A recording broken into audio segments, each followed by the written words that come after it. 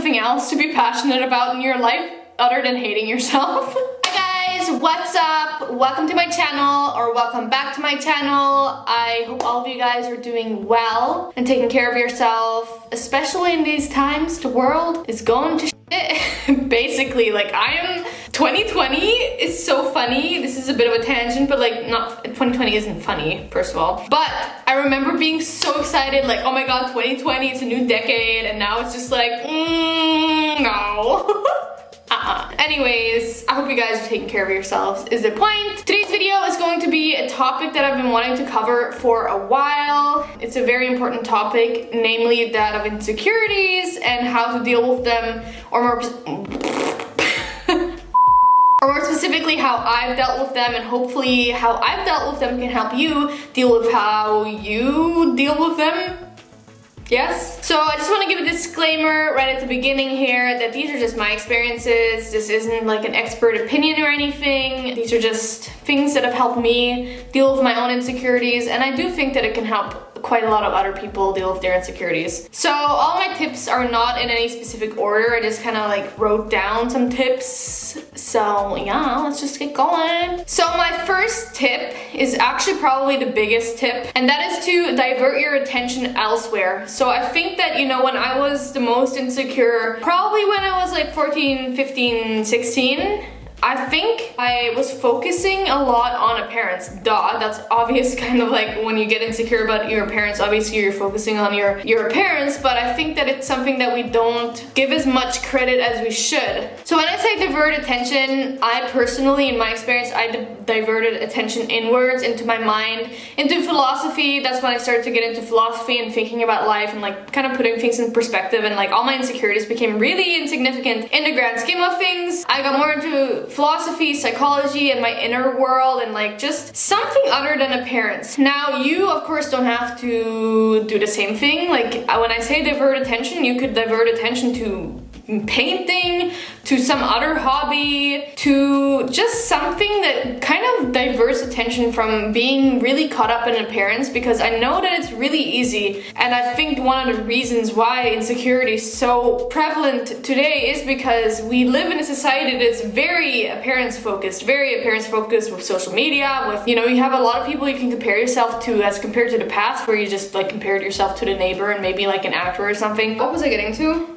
Oh yeah, no, it's really easy to get caught up in appearance, but if you try to consciously divert your attention to other things, to hobbies, to maybe a certain subject in school you're interested in, or the more you kind of channel your energy into something else other than focusing on your appearance, the less you will entertain your insecure thoughts. At least that's what happened in my experience. So that's my biggest tip, is to just find something else to be passionate about in your life other than hating yourself.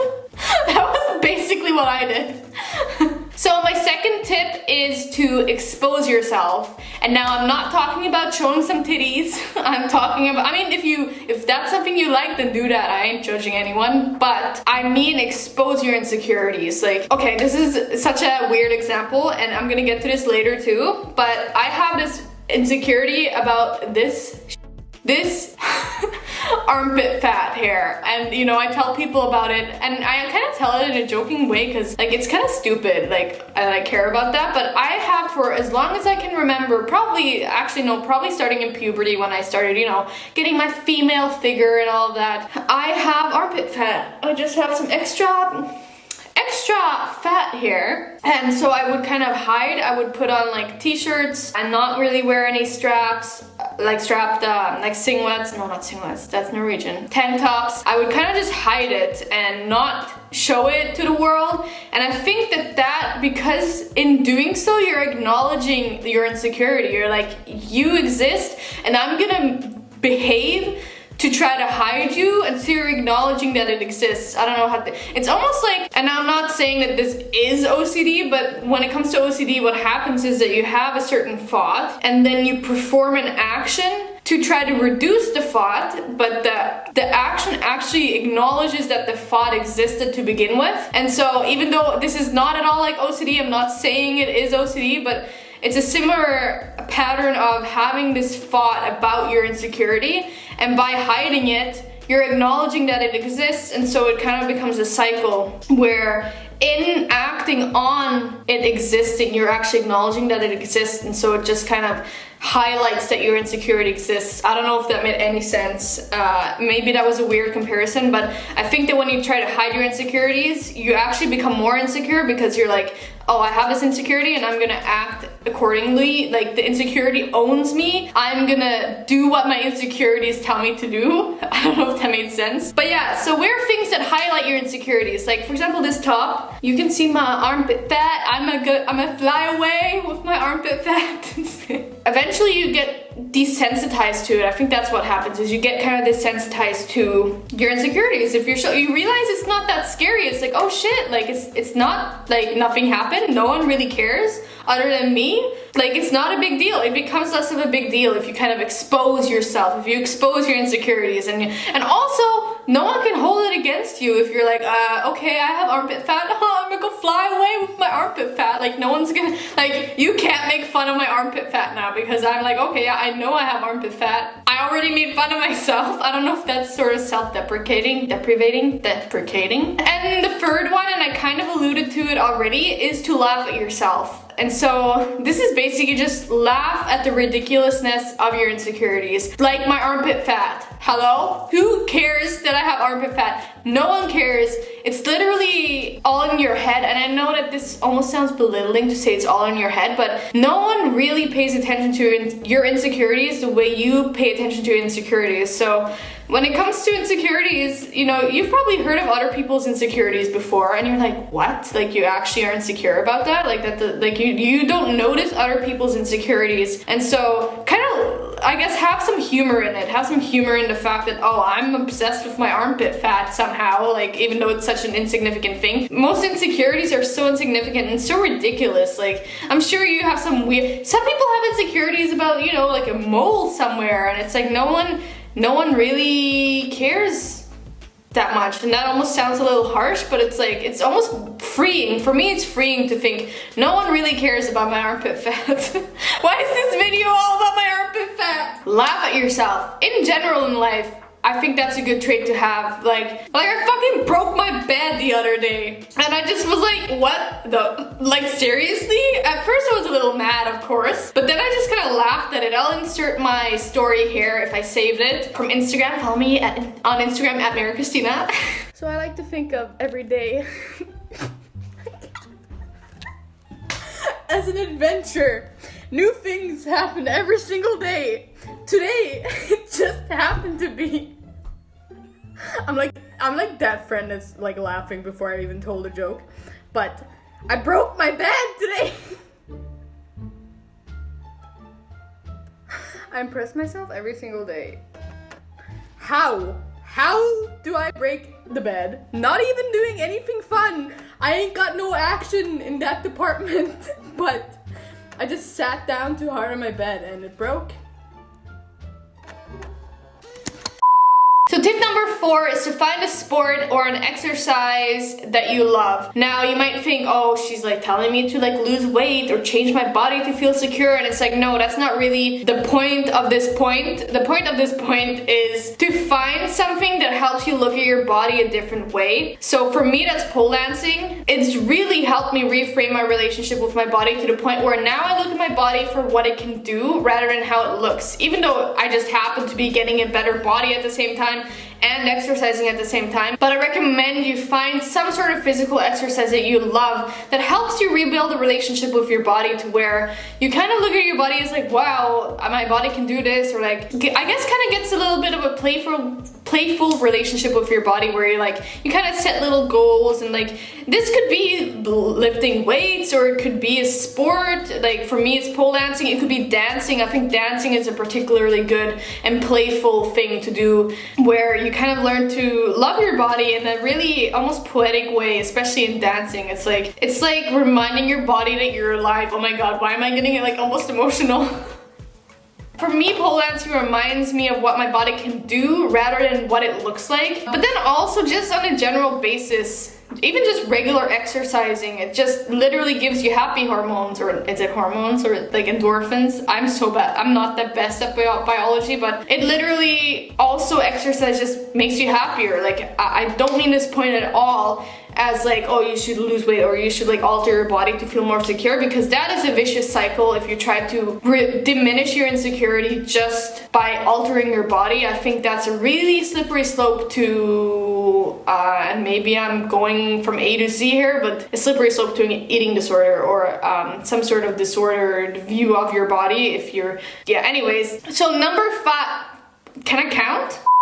So point number 5 is a very typical thing that you might hear in a video like this, but that is comparison is your worst enemy. You know, be conscious about who you compare yourself to. I think it's very easy to compare yourself to, oh, like this person's so much prettier than me and has this better life than me, and like, you know, it's very easy to do that. And I think one important thing to do is to be more conscious about it, first of all. Second of all, do not enemize, I don't know if that's a word, like make enemies out of people that are prettier than you. Because I know that a lot of girls kind of do that. It's like they become mean towards each other because one girl is jealous of the other girl being pretty. And I think it's important to learn to catch yourself in those thoughts and not be catty towards other girls that might be you consider prettier than you, because that's a really unhealthy behavior. But at the same time, also, you know, be conscious about not comparing yourself negatively to people, both in attractiveness and just general life. I just want to add here quickly as I'm editing that I do think that there is such a thing as a healthy comparison. I kind of just focused on negative comparisons in the actual video,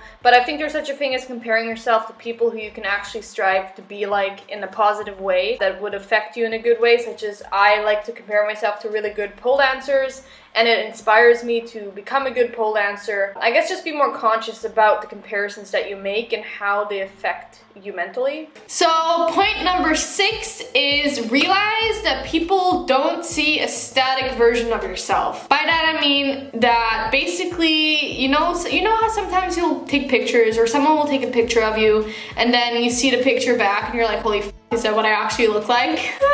Because that happens to me all time. I hate it. It's so, well, I hate it. That's a strong word. When you see pictures of yourself and you're like, oh my god, is that what I look like? Just kind of like get rid of that thought right away and just remind yourself, people see you animated. They see you in your personality. They see you with all of you. Like, you're not just a static person, which is the point. Like, you're not just a static person in a picture. Like, people have, like, have you ever had, I talked about this in my vlog that I made. I'll put up, it's not a vlog, it's a get ready with me, I'll put up here. Have you ever had a crush that, like, you know, when you first meet them, you're not really that instantly attracted to them. Like, they're not just like picture perfect pretty, but then you start to get to know them and their personality and their mind, and then you just like slowly just gain this like intense attraction to them. Is that just me? Because like that is honestly the best type of like crush or attraction, is when they're not necessarily like just like picture perfect pretty, but you get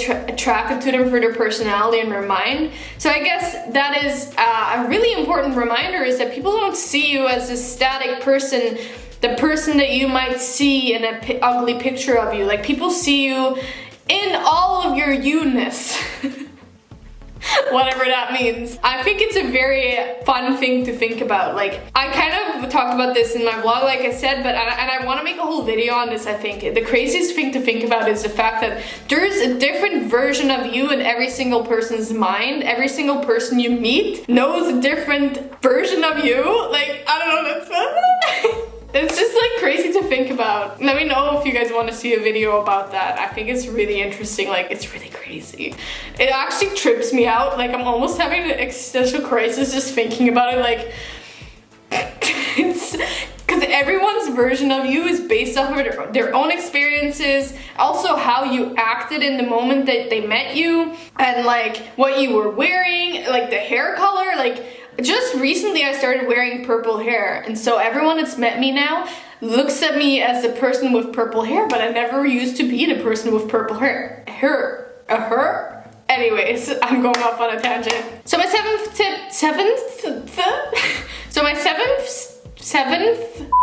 So my number 7 tip is that people aren't thinking about you. I'm sorry, honey, but people just aren't thinking about you. This is also a general notion that goes beyond insecurity, that is really befriende. it's very freeing. I'm thinking Norwegian English. It's very freeing to think that people aren't thinking about you. Like, I'm sorry, but people are thinking about their own issues and their own life and their own insecurities. So no one's thinking about you and your armpit fat, basically. No one cares about your armpit fat. It's actually this is another cool thought, and I don't know why I'm just baffled by like the stupidest things today, but yeah, no one's thinking about you. So you may as well just not worry about the stupidest things like your armpit fat. So my 8th tip is to put things in perspective. And I think this has kind of been a running theme in all of these points, sort of. But this one's, I'm gonna frame this in a bit more of an existential framework. So, you know, I mentioned earlier that when I diverted focus from my insecurities, I diverted it to philosophy and stuff like that. And that is basically this point, is to put things in perspective. And how I did that is basically that I started thinking about how tiny I am on this little floating rock in space, and like I started thinking about like the meaning of life and what, I don't know, just how weird everything is. In light of that, like your insecurities just become so insignificant that it's like, why do I care about my armpit fat? Like my armpit fat doesn't matter in the grand scheme of the whole universe. And like the fact that I'm even existing right now, chances of you even existing right now is so crazy that it's like, why am I worrying about my armpit fat again?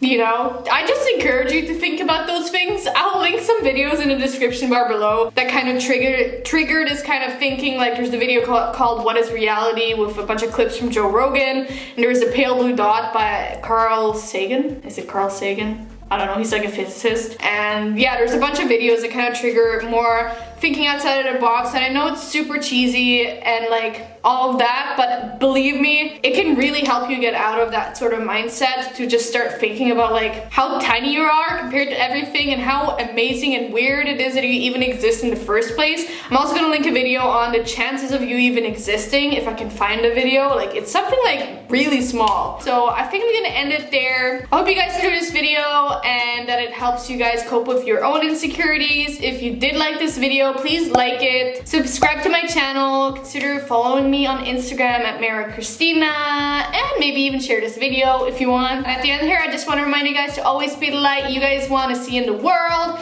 Don't let anyone ever tell you you can't do something positive for the world, because you can. Bye guys!